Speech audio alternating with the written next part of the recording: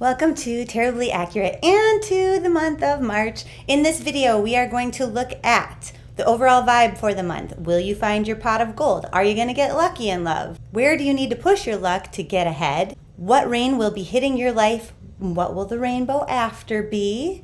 And then if you stick around all the way to the end of the video, you will find out what is your crystal of the month and what is it good for, how's it going to help you, as well as figuring out how you can get a free reading from me. This video is for Libra, Sun, Moon, Rising, but not Venus. Unless you are spying on somebody else's love forecast, for example, then it's for their Venus.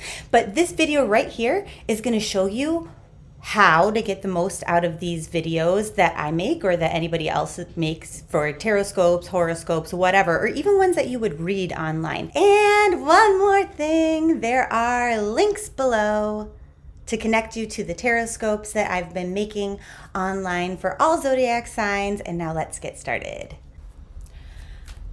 Libra, what is your overall vibe for the month of March? Well, lucky you. Whatever it is that you're trying to manifest, you can totally have it. So keep your mind focused on what it is that you want because the universe is conspiring to get it for you. Yay! I love that. Anything is possible. It's a very positive vibe. Will you find your pot of gold? What's up with your finances? They're like, if you're confident about it, if you truly believe it, well then hell yeah. I mean, a healthy dose of suspicion, like a little tiny bit, is okay because that is going to prevent you from making giant financial mistakes. But I mean, it's going to prevent you from being careless, right? But all of this confidence that you have, just kind of like trusting in the universe that you're going to get what you want, totally. So will you get lucky in love if you're single? And I mean, if you're dating online or if you have an online presence at all, this is like, it's possible somebody will communicate with you through like Facebook, Instagram, a dating app, email. It's definitely electronic communication. Maybe it would be a phone call, but it's more likely that it's typed, okay? If you are a couple relationship, they're like, for those of you that it feels hopeless, we want to talk to you first. Don't make any decisions in the month of March. Why not? Now that you're good at making decisions anyway. I'm sorry, Libras.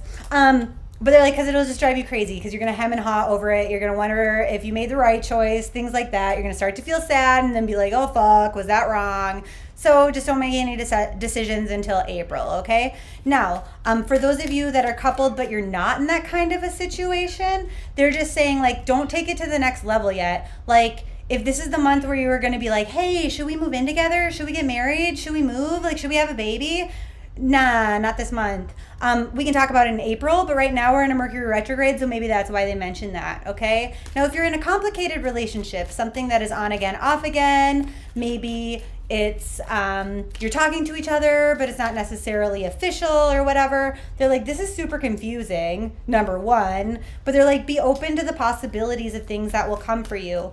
What they're saying is if you focus on whatever is going on between you and this person, there's something that you're missing that you don't want to see. And it's because it's going to make you sad. So kind of avoiding it probably isn't the best thing. If there are some red flags there, you know, maybe it makes you sad to not have the attention from this person, but maybe it is the best thing for you to move on so that you can be of that energy in which somebody that is better for you kind of hits you up like we have with the singles people, okay? Now, where in your life do you need to push your luck to get ahead? Like, how do we co-create what it is we're trying to attract with the law of attraction? And they're like, well, by speaking it into reality. So, you know, should you tell other people what it is you're trying to manifest? Absolutely. But like, I have a Libra friend that, for example, used to be like, I'm a single mom. And then as soon as she stopped like kind of saying that, she met somebody. And I mean, I don't think that ended up working out. But the point is, she stopped being a single mom once she changed that verbiage. Okay? So speak into reality. Be careful of what you're saying, what it is that you want. You know, and if it's not true for you yet, this is why people screw up the law of attraction all the time. They do affirmations all day, like, I'm a millionaire, I'm a millionaire, I'm a millionaire. And they're like, law of attraction doesn't work because I'm not a millionaire. Yeah, because it wasn't the case when you said it. Therefore, you didn't believe it. Therefore, you didn't feel it. Therefore, your vibe wasn't right to attract it. I'm in the process of becoming a millionaire. Works better, doesn't it? And so speak into reality what it is that you want. Okay? I am looking for my soulmate. I am going to find my soulmate. I am on a quest. So that's what I'm talking about here. Speak it into reality, whatever it is in your life that you desire. Now, what is the rain that will be hitting your life? Like, what are the warnings for March? And they're like, anything that's going to come your way, you can't control it anyway, so what the fuck is the point of me telling you and making you get paranoid? So we're going to just skip right over that. What is the rainbow or reward this month? And they're like, self-care. Is there some time that you wanted to spend for yourself, like reading a book that you wanted? Yeah. Is there, extra money maybe to go and get that handbag that you've been eyeing for months? Maybe. But there's a lot of good like self-care and kind of luxury for you this month. And they're like, this is a change from the ordinary. So I don't know if somebody gifts it to you or what the deal is. But they're like, this will remind you of happy times from your past. Like, you're going to feel really good about that. And so, yay. Now we're going to shift gears and move on to your power crystal of the month. Smoky quartz is a crystal that is safe to run under cold water. You can soak it in salt water to cleanse it. And you can even put it in the sunlight and moonlight to recharge it.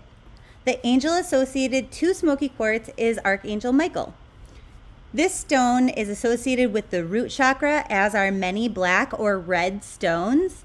This is the chakra that is right at the bottom of your tailbone. It is the red chakra.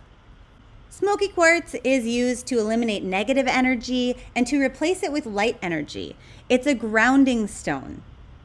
Sometimes our spirit gets a little bit floaty outside of our body, and this will sort of pull your spirit back into your body and connect it back to earth and reality.